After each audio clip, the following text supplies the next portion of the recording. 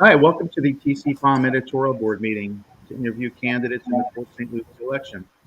I'm Larry Reisman, columnist and community editor, and I'm joined by fellow editorial board members Adam Neal, our editor and news director, Blake Fontenay and Ed Killer, columnists, and Adam Zalvagorba, a reader advisory board member.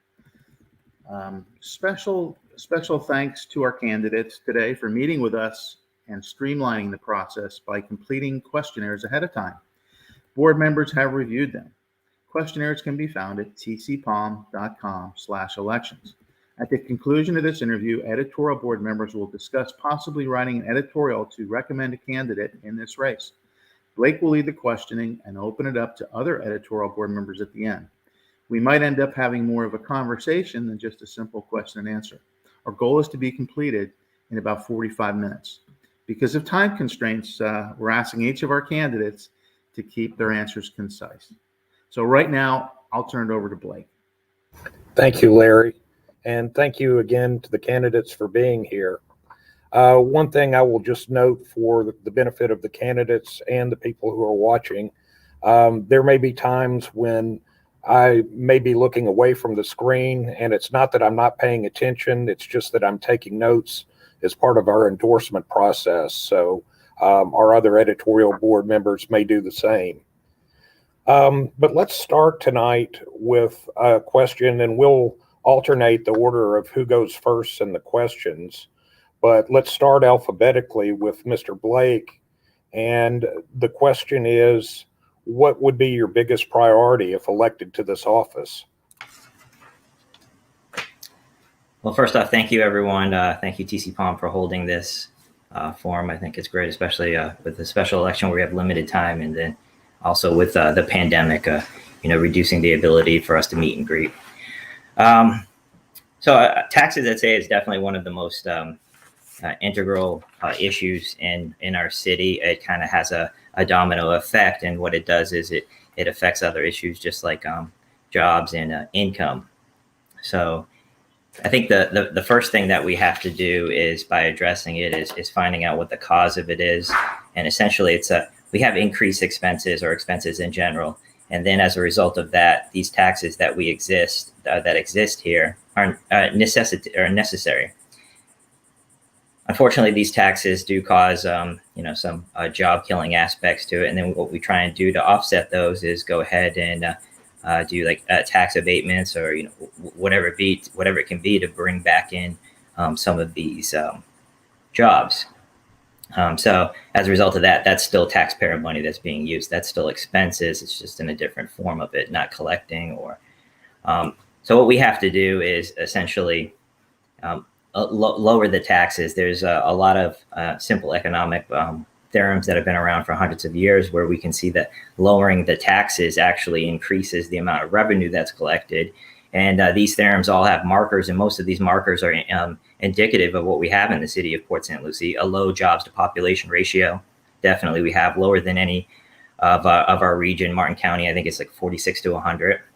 And then the other problem that we have there too is a median per capita income, which is low. So when we look at that shows us that this economic principle, what we could do is lower taxes. It's actually going to increase the amount of disposable income in the way that, maybe before, when we had higher property taxes, John Smith wasn't able to go to Highway 55 Burger and order a meal for his family. But now with these lower taxes, he's able to do that. They're able to hire a waitress. So sort of these dividends kind of have a synergistic effect. So ideally, that's what we would have to do, is lower taxes to help promote revenue.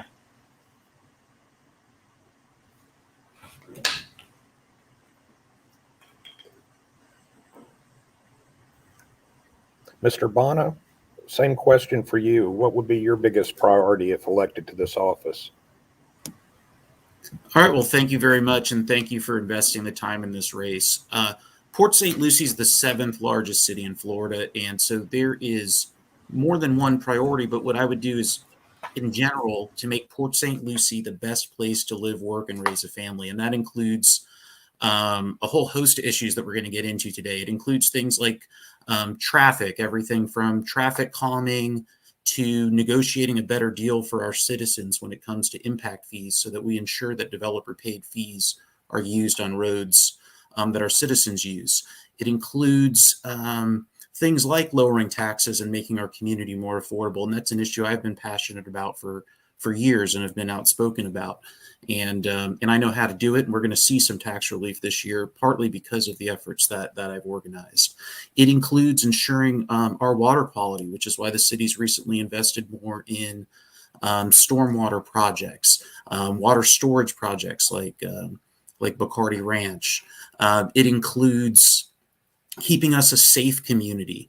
I'm proud to have the support of our local police and the Assistant Chief of Police Del Toro. So we need to make sure that our officer pay is competitive. We need to make sure that our police have a training facility in our community.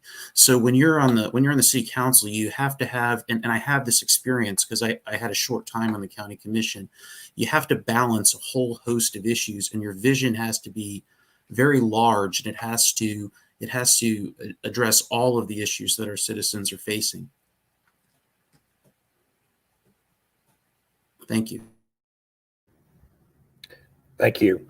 And Mr. Williams, same question. What would be your biggest priority? Well, good afternoon, everyone. I want to thank you for the opportunity to give us to meet and discuss issues that affect our city in this race. I believe that we in Port St. Lucie, we're a city primed for growth and further economic development. Reducing our property tax burden absolutely is one of those priorities. Far too long, our residents have been forced to receive the brunt of decisions that they didn't make. That's one of the reasons why our taxes are so high. I would accelerate the millage decrease to place more dollars back into the pockets of our residents. And again, further economic development I feel is needed here in Port St. Lucie. We should not be a bedroom city. Far too many of us have to leave the city limits to find gainful employment and economic opportunity. And as city councilman, I will definitely partner with our city and county business navigators so that we can pursue those enterprises that will be in sync with a wonderful education system that we have in St. Lucie County. We tout our 98% graduation rate, and I feel what we really need to put us over the top are nexus points that connects that academic and vocational learning to actual job placement for our young adults and our current workforce. Being a city that is as large as we are, and again, we're the 7th largest city in the state of Florida, we need to A, reduce those taxes, B, we need to bring in further enterprises, and C, we need to really embrace our city's motto of being a city for all ages. I believe we do that by bringing in additional entertainment venues for residents to enjoy, to improve their quality of life, and to help them relax from the hard grind that is life. We can accomplish all of this if we give our young entrepreneurs here in the city and that will be attracted to our city's growth opportunities, if we partner with them so they can add their own unique flair to our city. Thank you. Thank you. All right. For our next round of questions, let's start with Mr. Bonna. And the question is, how could Port St. Lucie work more effectively with Fort Pierce and St. Lucie counties so the whole region can thrive? Absolutely. It's very important that our local government officials get together, and what you need is someone that can work with other people and can compromise and can come to, for example, on this impact fee deal, can come together and get a deal that maybe nobody's very happy with, but that is good for the community and the community first. I'll give you an example of that. In 2018, when I was on the county commission, I found out very quickly that we had the highest tax rate in the state. I immediately proposed $1 million of property tax relief.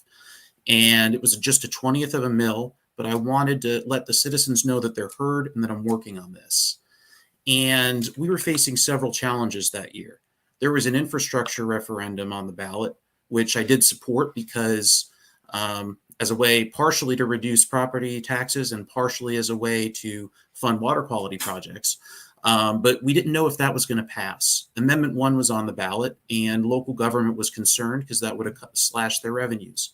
The school district wasn't able to fund school deputies, although working with the school board, I was able to secure additional funds from the school board that year. And the county was funding all of the or 90% of the school district deputies. And so I couldn't get support for tax relief that year. So instead of just, being dogmatic about it and ideological, I voted to keep the rate the same with the understanding that next year when we were going to really focus on this issue. And when the sales tax passed, Amendment 1 failed, the school district raised taxes by $1 million, and property values were up again. I was sure local government, the county, was going to reduce taxes. And it's why I was outspoken that when they didn't do that. But my point is, I was willing to be a team player and be a team member and vote to keep the rate the same, even though it wasn't what I wanted. I wanted a decrease because it was what was in the best interest of the community. And so every issue, whether it's working with my fellow council folks, if I'm lucky enough to be elected, or whether it's working with other government agencies and other government representatives at the federal, state, and local level, I'm gonna approach this with a community first approach, that we have to work together. It's not about our egos. It's not about us. It's about coming together and doing what's right for the people and giving a little. Thank you. Thank you. Mr. Williams, same question. How can Fort Pierce and St. Lucie County work more closely with the city and vice versa to improve the fortunes of the whole region? Thank you for the question. I believe our partnerships, not just with Fort Pierce, but with all the cities that surround Port St. Lucie and our entire Ford County area, will be beneficial to not just Port St. Lucie, but to all of those municipalities that I just mentioned. We're the largest city in St. Lucie County, and with the development of the port and airport here in our county, that gives us nexus points to further our business ventures as well as bring in entertainment venues. That would help with the development of our land at Midlife Center, all of those parcels. We'd be able to use some of our I-95 frontage on the Southern Groves corridor to specifically attract business development as well as nightlife. And from speaking with the city manager, we absolutely have that opportunity via the existing mixed lots that we have in various points in the city at Midlife and pockets throughout the city again, to bring in venues to add to the amenity diversification of our city. And I'll give you an example of my experience in dealing with various agencies to solve a common problem. So again, it's like the origins of a game of blackjack. You're not trying to beat your fellow players. You're trying to defeat the dealer. So you have a shared common purpose. And in child welfare, we have what are called champion calls throughout the state. That is when we take agencies where we have an issue. Maybe it's a placement issue in state. Maybe it's getting a certain type of evaluation completed on a youth in need, where we partner with, of course, the local community-based care agencies. We'll partner with case management. We'll partner with ACA. We'll partner with DJJ if necessary. And the points of these calls are to marshal resources for a common goal, for the benefit of a family or for a child. And we do that collectively in a collective think tank. We'll pool financial resources together, and the end result is beautiful collaboration centered on one purpose and one focus. And I believe that is the approach we should take in Port St. Lucie as it relates to our surrounding partner cities and counties. Thank you. Thank you. Mr. Blake, same question. Okay, thank you. So yeah, a lot of what my other two candidates here said is true. I do agree with some of those points. I think the best way to kind of bridge the gap, kind of get to be able to work with St. Lucie County and Fort Pierce better would be to take on mutual problems. And once again, taxes and jobs. The taxes are high in St. Lucie County, as we've said, a few times already. And the jobs are poor. They're a little bit better in St. Lucie County. I want to say they're 29 to every 100. But so we have a common enemy, so to speak, and that is taxes. So if we've learned anything in the last couple of years, and maybe we can use this type of innovation to find, a common venture and hopefully bridge more gaps, is that like there's three groups of citizens that we have right now that the last year and a half have gone through quite a bit, and I think we could use them to kind of be the tip of the sword for new incentives and new ways to lower taxes to help increase our disposable or consumable income. And I think those three are our first responders, so our firefighters, our law enforcement, our teachers throughout the county, and nurses. And I think a way that we can do it, and an aspect to kind of keep more of them here. I know we are short on all of them in the area, so we do need them. Some of them travel down south. We have a 40% commuter rate, I believe it is.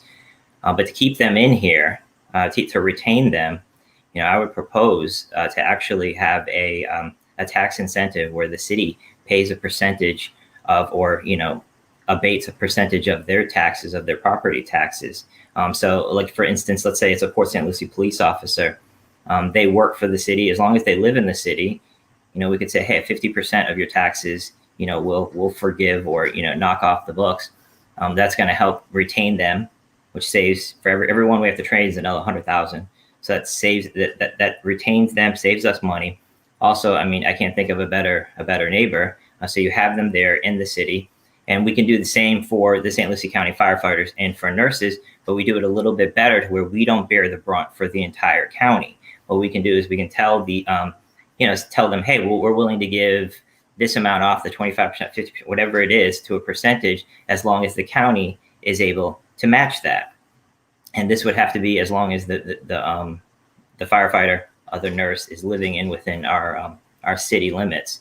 And so what this does is, if we start to promote this, we're going to see that this increase, that firefighter, that police officer, that the teacher, they're going to be able to go and buy like a dinner for their family. That's going to help out. It's going to have, like I spoke about before, a synergistic effect where we start having more jobs, then there's more demand for workers, and then we start getting an increase in wages. Now, another byproduct of it is we're going to get better workers. We're going to have a bigger pool to pull from. St. Lucie County School Board is trying the best that they can. I know a few teachers, and I know that they're working incredibly hard. But the problem is we have teachers that live here that don't work here. We need to bring them back. We need to get them back into the community. And the same goes with police officers. We can use them as almost like an analog for how many people are leaving. We see them on I-95 heading south all the time. They're municipal vehicles. So let's bring them back, lower the tax rate on them. We can see how this will impact the city and the county by increasing disposable income. Your byproducts are going to be, you're going to be having, a better school board. Will have hopefully increased quality of schools, and you're going to have better neighbors here in the city.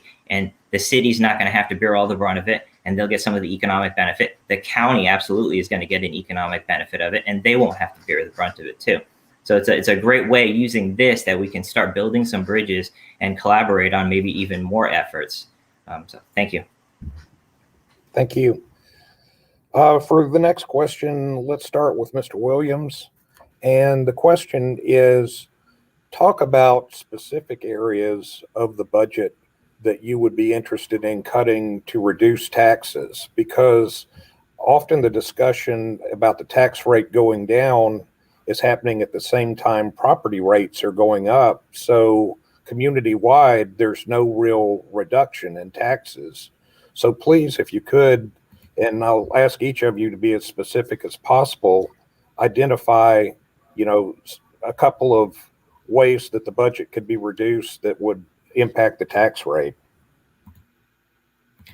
Thank you. So with our budget, with it being 600 plus million, I feel we do have the resources needed to ensure our challenges of today won't become our problems of tomorrow. As a contract manager, one of the things that occupies my working hours is analyzing budgets to make sure funds and expenditures are necessary, are needed, and they are allowable. And so with our tax base, which has grown almost 13% since the last fiscal year, and with the development surrounding us, it will continue to grow in that projection. I feel this is a question more of fiscal management and responsibility.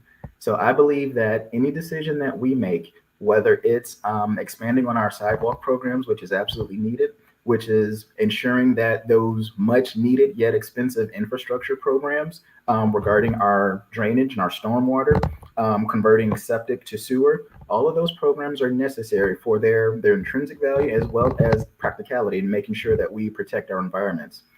What I want to do is ensure that we are meaningful with every decision that we make. So let's say, for example, we're discussing speed limits near residential areas. Instead of enacting a citywide ordinance that may cost the city $500,000 to $1 million, we need to analyze the underlying reason why we're proposing such an ordinance to see if that cost to the city will yield the direct result. Unfortunately, we have seen that the best of intentions sometimes leave us with budget deficits that we have now, which is one of the reasons our tax rate is so high. So I believe that instead of just chopping things out of the budget, I believe each decision needs to be analyzed, and we need to understand that the decisions we make will have impacts, both understood and unintended in the future, and we need to do our best to be as fiscally responsible now to ensure that we aren't in a position to make bad decisions tomorrow. I mean, looking at our our $1 billion deficit that we've reduced by 30% over the past 6 years, what we would love to be able to do, and this is what I would champion, is understanding that our city will continue to grow. We're adding 52 positions this year at various parts of the city. We need to grow with our city coverage for services for residents. But I believe in being honest and frank and talking to people and letting them know, hey, there may come a time where we need to place a moratorium on city staff hiring solely because we want to reduce our budget deficits so that we aren't putting more of a burden on you. I believe that we underestimate the passion of our residents, we underestimate their intelligence, and we underestimate that they too understand budgets, whether it's in their home or in their businesses. Sometimes you just have to not spend a little while in order to make a concerted effort to accomplish a task. And that's all a budget is. It's identifying what's important that absolutely is crucial to the day-to-day, things that are important in the next category, but not necessarily as important as your first category, and then the things you want to be important. And with the pot of money that you have to make sure that everything that is crucial to day-to-day operations and most of those things that you also deem important are protected and allocated for. And once you do that, you may find room to weave in some of the things that you want to be important. Thank you. Thank you. Mr. Blake, same question. Specific areas of the budget that you would look at cutting if elected to this position. Thank you. Yeah, Mr. Williams brought up a lot of excellent points. Definitely being fiscally responsible, looking over the entire budget and every aspect of it. But in particular, what we can start looking at is, the increases in the budget that we've been using to build new facilities. We're starting to put these priorities over people and these facilities over families. Even some that you would see would have like a benefit overall to the community. And one of them that I'm speaking about too is, parks. We're doing a lot of upgrading of some of the, parks. I want to say it's over $20 million. There's over $50 million in new construction. I love all that. Like, I think that would be fantastic. That the problem is right now we have to get our priorities straight. Improving parks when a lot of people can't go to parks because they work 2 jobs because they have to be able to pay for their housing because of high property taxes. That's counterintuitive. We need to start recognizing that the people are really the ones that we have to start taking care of. And another aspect of it is, we've shied away supposedly from these failures in the past. Where local government or the city has gotten involved in business and. We really pick winners. So what we have to do is stop investing in those. We're taking money from taxpayers and giving it directly to companies to come here in the form of tax abatements. But the problem is that's taxpayer money. And, for instance, the new Southern Grove corridor, the likelihood of that being successful. And I know, we've had different people look at it, but we did buy into that. That was taxpayer money that went to that. We need to stop that. We need to get out of the business of, real estate. We need to get out of the business of trying to support businesses. We need to let free market take its course. The whole corridor, Southern Grove corridor, we can look at some of the people that were involved in it, and ideally, I think it would be fantastic if it worked out. But we've seen many of the businesses around here in different fields, in all different fields, fail because this is a poor incubator for business. And then we look up this master plan over there, and we ignore unbiased data that we have. Data that shows, what we should be doing as far as like our economic policies, and some of this hundreds of years old. We go away from that, and we look at Implan, one of the software the company that helped, basically give us the economic impact that it'll have, and say like, yeah, this is a great idea.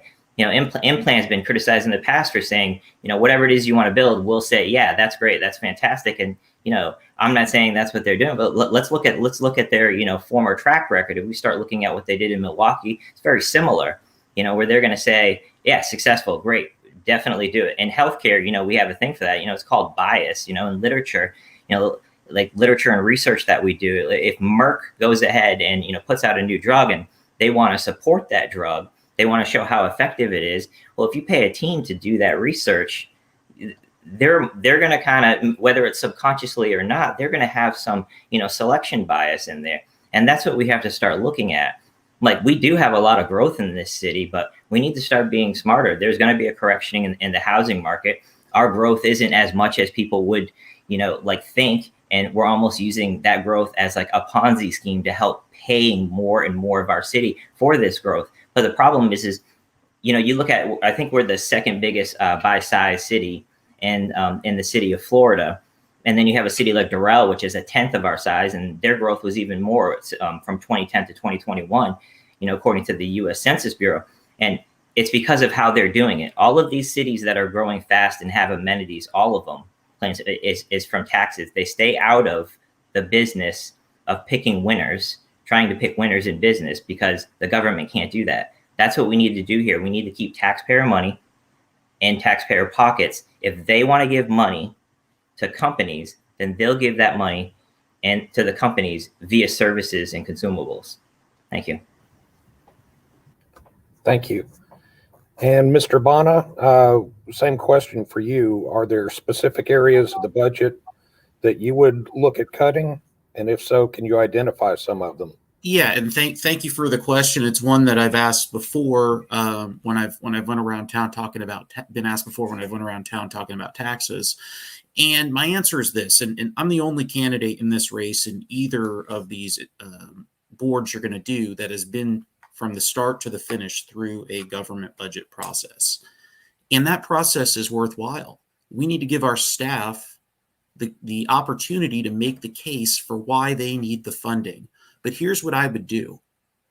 I would challenge each department head to tell me, if you had to take 5% out of your budget, where would you take it out of? How can you be more efficient? And I would listen and evaluate their responses. One of the things that really upset me about the county commission was the Citizens Budget Committee had recommended a across the board penny plan, a 1% reduction across all departments. And those kind of things, one size fits all, in my opinion, is never a good thing. But you can use it as a starting point and make adjustments. And so kind of when I was looking into the tax issue, I went to the county and I put in a records request, and they couldn't provide to me any follow-up action that had been taken based on that Citizens Budget Committee recommendation. That's wrong. We should have challenged our department heads to come up with innovative ways and innovative solutions to reduce their budgets. And we should have given them the opportunity to justify why they need the funding that they need. So I would think if I were to name very specific things right now, it would shortchange that process. And it's a process that we have to go through. But what we should do is we should prioritize, okay, our citizens need tax relief this year, or we'd like to reduce the budget by this month. Let's figure out, let's get together, let's compromise about how we can get there and how we can make that a priority. I also want to address a couple other things that were addressed in my competitors' responses. I'm also a free market person, but what the free market is telling us is that sometimes companies in the free market want economic incentives to choose a place to come to. That's what the free market is telling us. And what we need to do is, the debt we got into in the past, those deals were awful deals. We will never do those again. But the current deals that the county and the city are doing are all back-ended. They have protections for taxpayers. If the jobs don't come, we're not on the hook. And so as long as we protect taxpayers, economic incentives are not a bad thing. They ensure that we have opportunities for our residents. And by the way, on that debt, yes, we've reduced, but there's about 700 million of the debt left, but about 600 million of that is infrastructure debt or voted debt. And that's kind of like the mortgage on your home. You pay for it as you use it. Only about 100 million of that, it was 200 million, only about 100 million of that is this actual bad debt that's kind of like a credit card that we can never let happen again. Thank you. Okay, thank you. All right, we will go back to Mr. Blake to start this round of questioning. And I'm going to ask one more question, then I'm going to turn this over to our editorial board members and see if they have additional questions. But the last one I'll ask for now is about the state of race relations in Port St. Lucie. And I'd just like to get an overall sense for how each of you feel and if there are specific challenges that need to be addressed. So, Mr. Blake, if you could take that one. Excellent. Thank you. Yeah, that's actually a great question. I think it's a question being asked all across the United States. We can see that in the United States we're very divided. I think people have kind of forgotten about their neighbors, and we kind of divide ourselves into, no matter what, a left wing and a right wing, and I think that causes a lot of problems. With everything, and definitely, race relations, and we've seen it with communities all across the United States, and that does spread into other aspects. We had earlier this year with the defunding the police up in Minnesota. But I think really what we need to do is we need to start focusing on the individuals in our community. I would say about 90% of all the people are middle of the road, especially in this city. I mean, I don't really see many extremists to one way or the other. And that goes for everything, even the tribalism that we see in Republicans and Democrats. It's a lot of people more or less will agree with a lot of the aspects of, what we need to fix. And I think definitely the media plays a role in, sensationalizing it. Like they want the more they can make it sound exciting, the more it's gonna sell, and then that kind of spreads that vicious cycle of like, yeah, now that's in the news. That's what people are thinking about, and maybe that's what people are looking for. And the best way I think to address it is to go talk to your neighbor. Go be more familiar with the people in your community. When you're walking down the street, just start acknowledging people. Let's go back to how essentially we used to communicate and be friends. I have neighbors that need help, during the hurricanes, and I'll go down there, I'll help, and that's what we need to start doing, is realizing that no matter what, we're all in the same boat until Elon makes his rocket and we can go to Mars.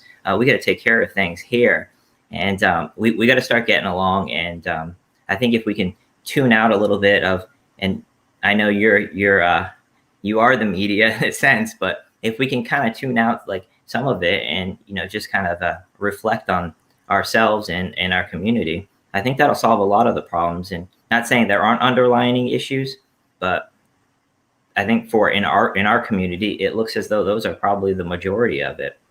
Thank you. Thank you. Mr. Bonna, same question. How do you feel about the overall state of race relations in the city, and are there specific changes you would make to try and improve race relations? Absolutely. Well, it's a very important issue to me to make sure that our entire community is united and together. and that we all respect each other as Port St. Lucie residents. I can never know what it's like to fear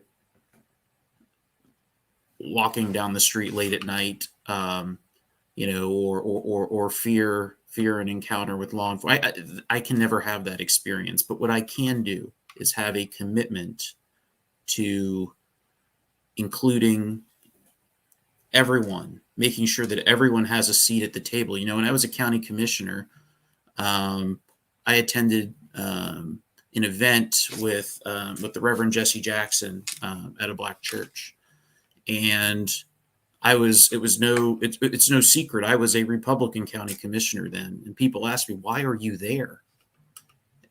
And I said, because the people in that church are my constituents too. People in that church love this community. People in this church want an affordable community, and any kind of partisan national issues have nothing to do with the county commission. They have nothing to do with local government. And I'll tell you on a positive note, going door to door, I get comments all the time. I ask people, are you happy with the city? And I've gotten several comments about how they love how diverse our communities are, how people live next door to each other as neighbors, and that there's not a lot of these pockets where people segregate. And so I think overall, people within the community do have respect for each other. There's certainly challenges. There's certainly problems. But I think having these kind of conversations and giving everyone a seat at the table is absolutely important. And so community outreach, discussions, programs, making people aware of diversity and experiences in all kinds of diversity is a very important focus. And it's something that we all need to do together and practice in our personal lives. Thank you. Mr. Williams, what are your thoughts about race relations in the city and any steps that might be needed to improve them? Well, thank you for the question. There's a famous book in circulation, and one of the verses in said book is, "The truth will set you free." And I'm here to share my truths. This national political climate has been so toxic, and it has permeated almost every other fabric of life, even down to the local level. My experiences are these. A lot of people, they want to spread their perception and their opinions of race relations, and then they want to ask my opinion, and then I surprise them by saying, well, you do realize I am the son of a law enforcement police detective, and he was a police detective in Miami-Dade County for 30 plus years. And what my father taught me, and I truly and sincerely believe this, is that regardless of the profession, you will have great people and you will have knuckleheads. That plays out in schools, that plays out at our companies, it plays out in our neighborhoods. They're quickly recognizable, the knuckleheads. And so that is the one positive thing. But again, we've become so toxic. I believe Gregory mentioned earlier, we can't even have a discourse where we disagree now without there being hate and vitriol. We absolutely have to stop that. We have to show our children that we're adults and we can have conversations, specifically regarding the question of race relations. I've lived in Miami. I've lived in West Palm Beach. I've lived here in Port St. Lucie. I have had terrible police officer encounters that I will attribute to the way I look. And I have had wonderful police encounters. And here in Port St. Lucie, I believe we do a great job of integrating our law enforcement into our community. We have our police advisory committees, our police departments. They are committed to cultural diversity training, the widespread use of body cams here in this county. There's an accountability when you wear a badge, when you have that sort of authority over others. Now, I'm not saying that is everybody's experience, but my experience here that Port St. Lucie does a fine job in trying to ingrain their law enforcement into the community.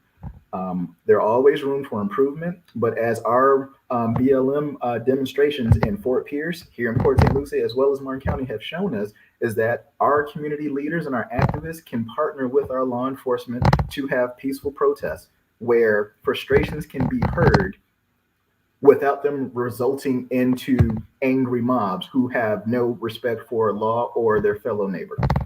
So as long as we maintain that balance, and it is not easy to maintain their balance, I believe that we're a city who is heading in the right direction in the department because we make it a priority.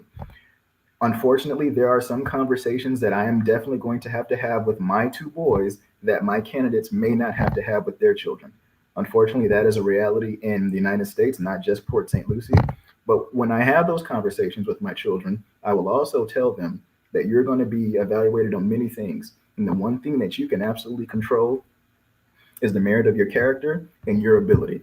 So in our household, we push education, we push character, we push helping your fellow man, because that's what our Lord would have us to do. And that's our responsibility as good people. And I believe that there is still room to have disagreements without, again, inciting violence and without spreading hate. And I believe our police department is doing a good job in that direction. Thank you. Thank you. Well, I'm going to open this up to see if any of the other editorial board members have questions at this time. Adam or Larry or Ed or our other Adam. I've got a question there. I've got one quick question that will require no more than about 10 or 12 words to answer, please. Just in the interest of time. Mr. Bonna, we'll go with you first. Can you name the three priorities for transportation projects in the city? First, just three quick questions, three quick answers. No explanation. Three priorities for transportation projects: getting a better deal on our impact fees, focusing on our main thoroughfares, and complete streets. Next would be Mr. Williams. Top three priorities as concisely as Mr. Bonna did. Again, so in our southernmost area and the PAR area, we definitely need to complete street paving as well as sidewalk implementation. We have congested streets here. We need to look at our transit plan to see what streets need to be widened now and the streets that will be impacted 20 years from now to be mindful of our growth. And also our lighting situation. We have to make sure our streets are as safe as possible with the various ages of drivers that we have here in this city. Thank you. Okay, Mr. Blake. Take care of traffic. And then sidewalks. We have to improve the amount of sidewalks that we have in our city. And last but not least, public transportation, which will then kind of have an effect also on the traffic. But those are I would say, the three most important. Thank you. Thank you. That was my one question for today. Anybody else? Any other board members? Quick one. Yeah, the one question I had for you guys, obviously we've kind of touched on already, but Port St. Lucie has always been one of the fastest growing cities in Florida, and it's really big right now. And if you could just answer real briefly, a choice of one of these three answers, do you think the Port St. Lucie is growing too fast, not fast enough, or at just about the right rate? Mr. Bonna, could you start? Sure. I think just about the right rate, but we need to make sure that we continue focusing on infrastructure and to keep up with that growth.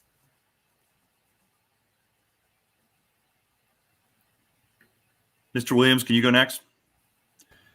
I think that is an interesting question to pose a realtor, but to answer the question, we have tremendous growth upside. I don't think we're growing too fast, but we absolutely have to be more planful and get ahead of the growth in terms of the needs of the city to make sure that we are filling out our lots in a way that accurately reflects the population we have and want to have, as well as the amenities to support a growing city. Thank you.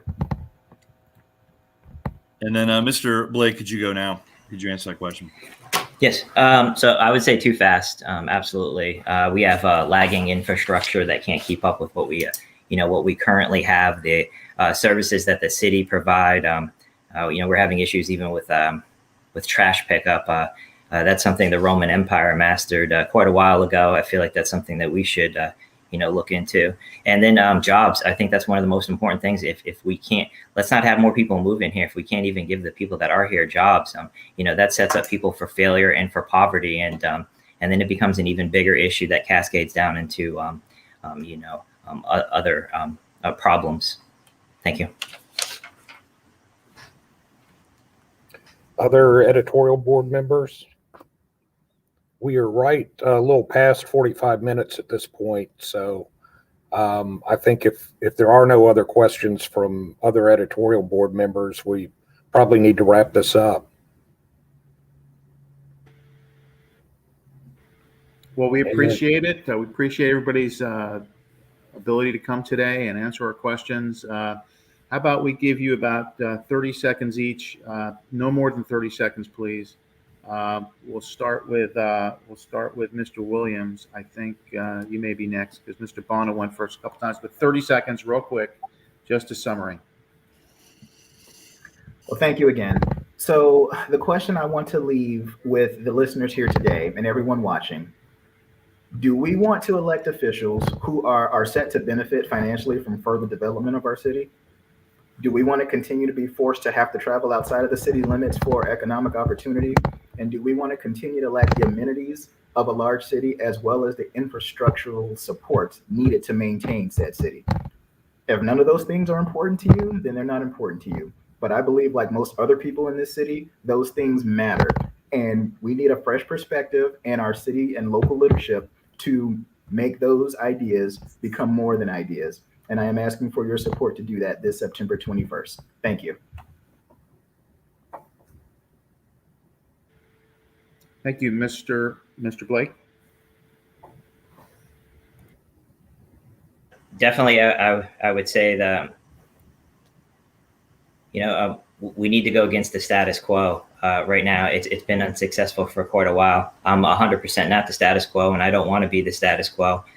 Essentially, I want to come in here, cut these taxes down, make real change, put people first, prioritize them, put families first, prioritize that. And, then when I see that my vision is, starting to take effect, I want to leave for the next, the next people that are probably going to be smarter than me too. The next girl or guy that can take my spot. I don't want to make this, a career, but, we need to be reminded, the order of things that, elected officials are servants, and that the populace, they're the bosses. And, on September 21st, please vote for me, Gregory Blake. And, hopefully on September 22nd, you'll be my boss. Thank you. Thanks, Mr. Bonna. I'm Anthony Bonna. I want to thank you all for listening today and ask for your vote. I have the experience necessary to lead on day one. I will focus on law enforcement. I'm supported by Assistant Chief Del Toro, Assistant Chief Vega, and our local police. I've focused on reducing our tax rate for years, and it's getting results.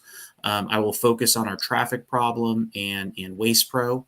And I am absolutely committed to service. Call me 772-237-0984. The number one job of an elected official is to answer your call and help you navigate government, and I'll do it. I've done it. Thank you. Thank you, gentlemen. And we urge you, thanks for coming on today. And we urge everybody to continue to watch TCPalm for the latest in this special election coverage. We'll be up again right after this. We've got other interviews with other council candidates. We've got interviews with mayor candidates. And again, tune into TCPalm for further coverage as we approach the September 21 election. Thank you again. Thank you.